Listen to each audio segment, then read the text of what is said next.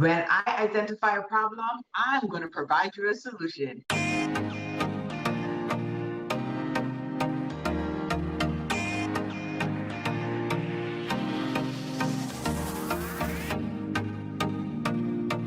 I'm Keisha from the Popup Shop, and I'm here with my co-host Kanika, Hi.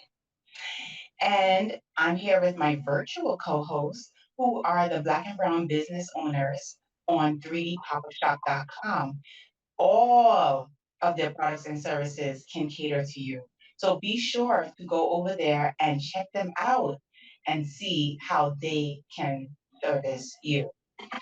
Now, today we are talking about transgender women. So, this agenda for pushing transgender athletes in the schools is really becoming a huge debate. On one side, we have people who believe as long as you are able and you identify as a female, regardless of which sex you were born as, then you should be able to compete as a female in female events. And then the other side of the debate is that if you were born as one gender, that's the only gender sports you should be able to participate in, regardless what you look like or feel like inside.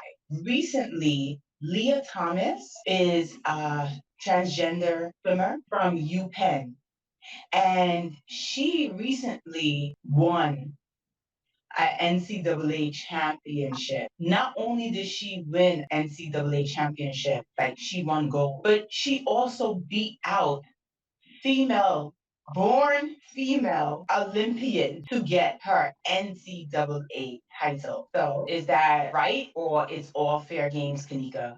What say you? I don't agree. I do not agree that Leah Thomas or any transgender woman should be allowed to compete in any sport as the gender that they feel like, or the gender that they transitioned into, or the gender that they look like. That's not fair. It's absolutely not fair. When she was a he and he was competing against other male athletes, he was losing, okay? And then when he became a she and she decided to compete with women, she started winning. This has nothing to do with her decision to transition into a female. This has nothing to do with that. It has to do with the biology of how we are made up and how we are designed. There's a reason why the men compete with men. There's a reason why women compete with women. We are naturally, doesn't matter how much exercise, how much training that women do, can we compete with the strongest and the fastest of men who are also competing and they are operating at the top of their sport. Yeah. I don't think that that should have been okay, and I don't care. It shouldn't happen, especially since I was a competitive swimmer. Could you imagine a big, brolic woman coming up and competing against me? Come on. Anyway, Oh, Kanika, that was a nice little known fact about you that people didn't know. I competed competitively up until I graduated from grad school. Nice, nice. So you actually understand from not only a female's point of view, but from a swimmer's point of view, and a competitive swimmer at that, being on the platform and having to dive and swim against someone who is genetically made up as a man. Absolutely. Absolutely. It is not going to work. The testosterone makes men stronger. It makes their muscles stronger so that they can perform at a different capacity than women. Women don't have the amount of testosterone that men do. So when she just decided, oh, I feel like I'm a woman today and I want to compete, she's still operating with very broad shoulders, a very wide wingspan, and then she's going in there and she's cleaning out, getting all these golds. So now here goes competitive swimmers who've been training and training and training. They are at the top of their heat.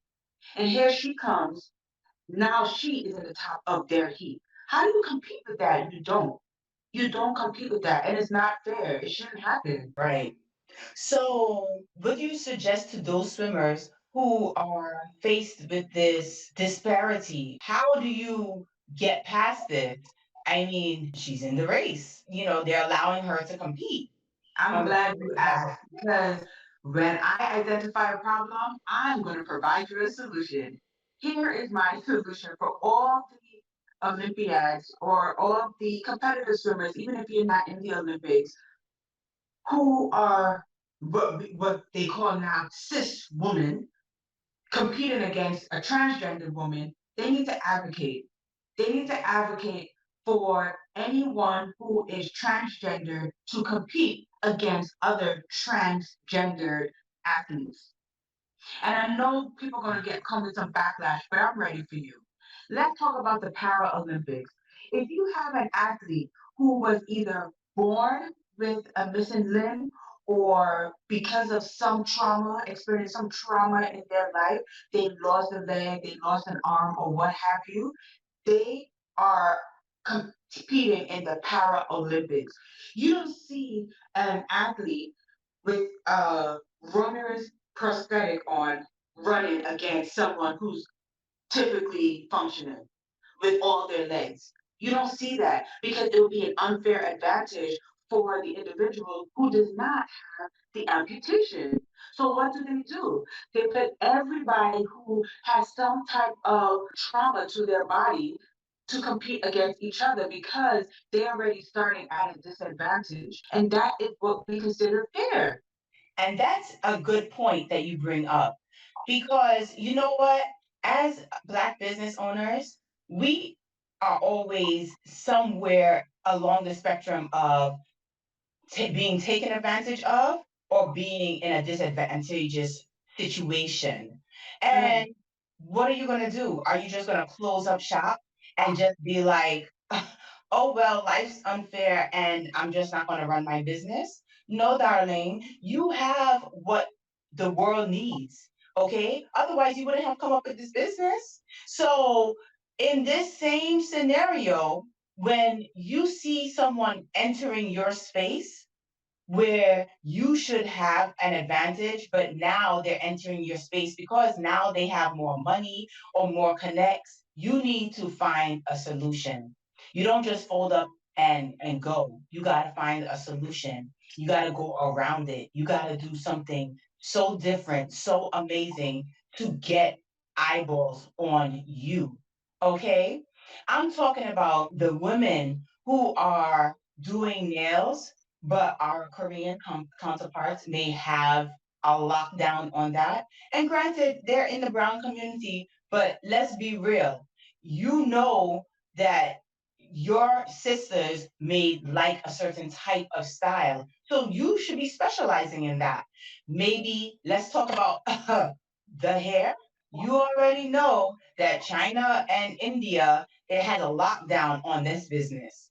So you need to come with something different. They don't know how to do hair.